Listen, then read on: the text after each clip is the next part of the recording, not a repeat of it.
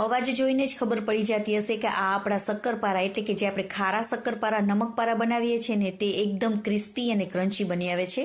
તો આમાં મેં ઘઉંનો કે મેંદાનો લોટ બિલકુલ પણ ઉપયોગ નથી કર્યો, ફક્ત રવાના લોટથી જ મેં આ નમકપારા બનાવ્યા છે.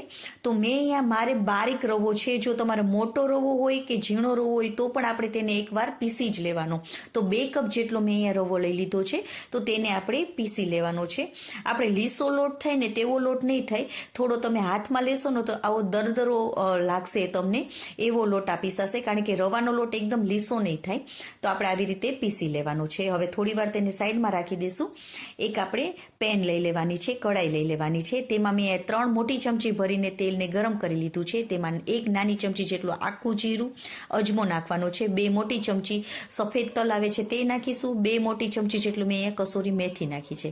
1 નાની ચમચી જેટલું આપણે ચીલી ફ્લેક્સ નાખી દેવાના છે. તો હવે ગેસની ફ્લેમને એકદમ ધીમી રાખી અને બધાને થોડી વાર માટે કૂક કરી લેવાનું. 2 થી 3 મિનિટ કૂક થઈ જાય ને પછી 1 કપ જેટલું આપણે પાણીને આમાં નાખી દેવાનું છે. પાણી આપણે ફૂલ ગરમ નથી કરવાનું, નવસેકું ગરમ થાય ને ત્યાં સુધી જ ગરમ કરવાનું છે. તો આપણું પાણી ગરમ થઈ ગયું છે, તો તેને આપણે નીચે ઉતારી લેશું.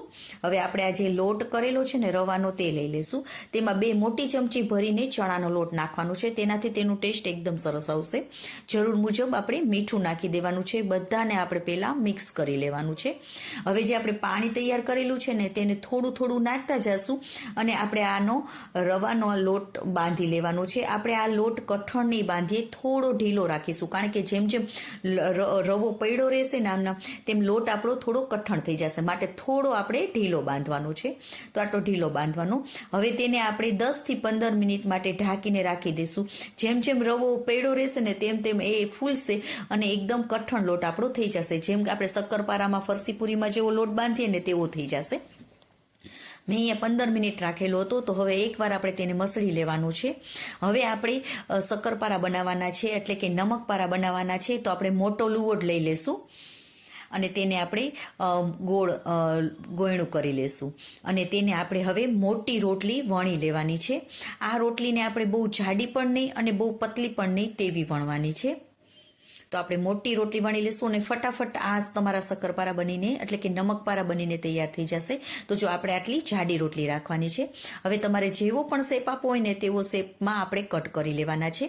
તો હું અહીંયા લાંબી પતલી સ્ટીક જેવા નમકપારા બનાવું છું, તો તેવી રીતે મેં કરી લીધું છે. અને વચમાંથી આપણે આવી રીતે પાટ કરી લેશું. ને મોટી જે સ્ટીક આવે છે ને બારે પણ મળે છે ને તેવા આપણે બનાવવાના છે. તો જો આવી મોટી સ્ટીક થઈ જશે અને તળાશે ને તો એકદમ સરસ એવા લાગશે આ તમારા નમકપારા, અને બાળકોને તો ખૂબ જ પસંદ આવશે. તો તમે પણ એકવાર રવાના લોટના જરૂરથી બનાવજો. તો આવી રીતે આપણે કરી લેવાનું અને એક આપણે ઉખડવાની પણ જરૂર નથી. તવીથા વડે જ તમારે આવી રીતે હળવા હાથે તમે કરશો ને એટલે બધા ઉખડી જશે. અને આપણે એક મોટા જારામાં જે આપણે પૂરી માટે જે જારો તળવા માટે જે જારો વાપરીએ છીએ ને તેમાં આપણે આવી રીતે નાખી દેવાના બધાને. અને આવી રીતે ભલે ચોટી જતા તેલમાં જ્યારે તળવામાં આવશે ને ત્યારે ફટાફટ તે છૂટા પણ એકદમ સરળતાથી પડી જશે. હવે તેલને આપણે મીડિયમ ગરમ કરી લેવાનું છે. પછી ગેસની ફ્લેમને એકદમ ધીમી કરી લેવાની છે. 3 થી 4 મિનિટ આપણે બિલકુલ પણ આ નમકપારાને ટચ નહીં કરીએ. તેની મેળે જ એકદમ છૂટા પડી જશે. જો તમારે છૂટા ના પડે તો 3 થી 4 મિનિટ પછી ચમચી વડે હળવા હાથે તેને થોડા છૂટા પાડી દેવાના.